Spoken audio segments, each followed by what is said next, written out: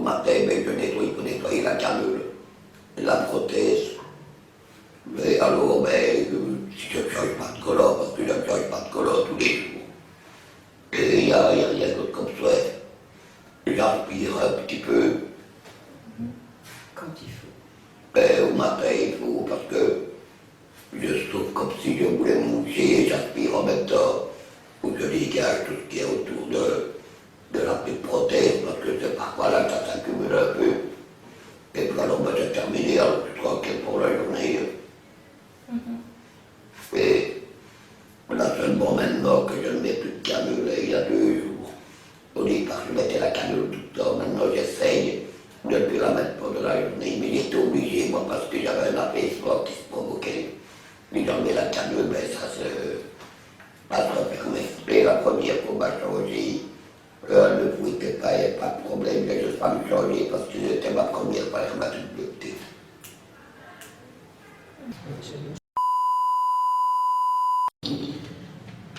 Le matériel, On choisit le plus adapté, on essaye plusieurs, on va trouver ce qui convient le mieux.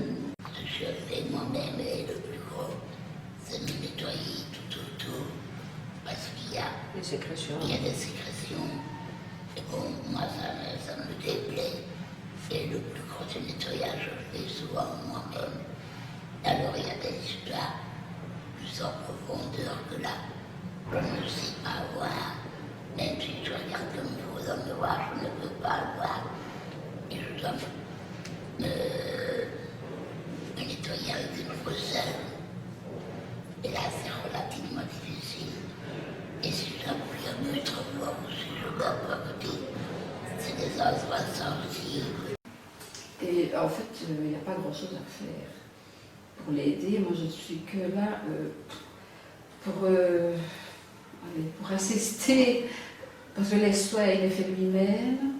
Je ne fais rien, à part du coup de main quand tu as besoin, mais autrement, tu fais bien tout toi-même. Sauf le nettoyage de la prothèse, ça, je le fais avec la petite brosse.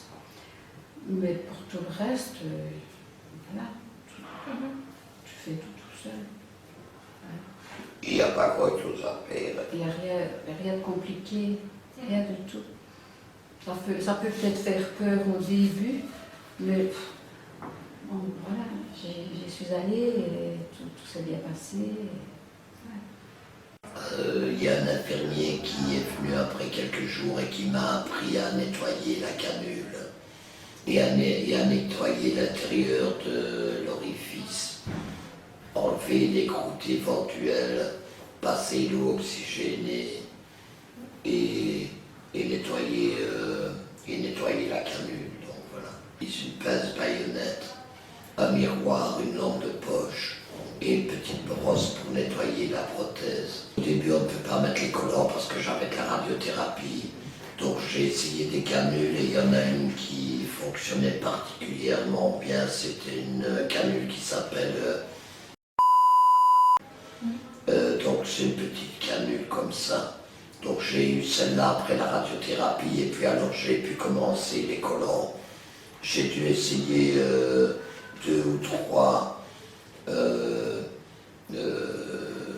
variétés de collants avant de trouver une qui me convenait. J'ai dû changer tous les 2 mois. Mais il se fait qu'à partir du mois de décembre 2017, donc environ 9 mois après l'opération, je change maintenant ma prothèse tous les mois. Mais il faut savoir que j'ai un problème d'œsophagite B et qu'il est fort probable que les reflux gastriques endommagent la prothèse. On a fait les 5 ou 6 dans les facile. Oui, j'ai droit à 5 par an, dont une prothèse. Voici quelques explications supplémentaires au sujet du matériel. La canule est un tube en plastique, métallique ou en caoutchouc de différentes tailles. Elle peut être provisoire ou définitive. Le chirurgien propose la canule la plus adaptée possible au patient, suivant l'anatomie, la respiration et sa phonation. La canule à ballonnet est une canule avec à son extrémité un ballonnet gonflé à l'aide d'une seringue. Il est placé en phase post-opératoire immédiate pour provoquer une herméticité autour de la canule. L'adaptateur de cassette est une canule courte qui permet de maintenir l'ouverture du trachéostome. Les adaptateurs sont recommandés pour les personnes ayant reçu des rayons et ne pouvant pas porter de collant. L'ECH est un système d'échangeur de chaleur et d'humidité. C'est un filtre sous forme de capsule qui se place au niveau du trachéostome.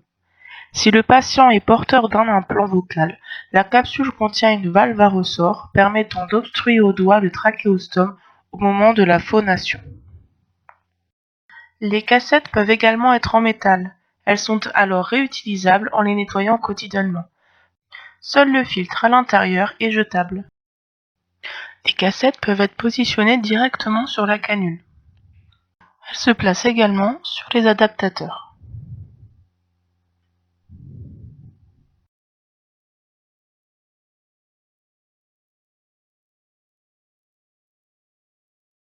Les collants sont des supports adhésifs qui se collent directement autour du trachéostome. Il en existe de différentes formes et de différentes matières. Le patient pourra choisir celui qui lui convient le mieux. Le collant peut servir de base pour l'échangeur de chaleur et d'humidité ou de renfort de fixation pour la canule. Un plan phonatoire relie la trachée à l'œsophage à la hauteur du trachéostome. La taille de l'implant et donc la longueur du cylindre est ajustée en fonction de l'épaisseur de la paroi trachéo-œsophagienne du patient. En cas de fuite au sein de la prothèse, le petit embout du stop-fuite peut être placé sur l'orifice du cylindre de la prothèse afin d'empêcher les fausses routes. La colle et les désinfectants doivent être utilisés quotidiennement dans le nettoyage du trachéostome. Les pinces sont utilisées pour récupérer les croûtes ou les mucosités épaisses qui ne peuvent pas être évacuées par une simple toux. Le Saint-Bernard est utilisé pour effectuer les aérosols qui fluidifient les sécrétions du patient.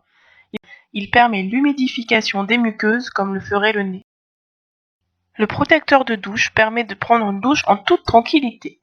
Il est placé directement sur le trachéostome. Le bec orienté vers le bas permet d'empêcher l'eau de s'insérer dans la trachée et permet au patient de respirer en toute sécurité. Cette alarme spéciale émet un ton strident de 110 à 130 décibels. En cas de danger ou en situation de détresse, il suffit d'activer l'alarme pour en avertir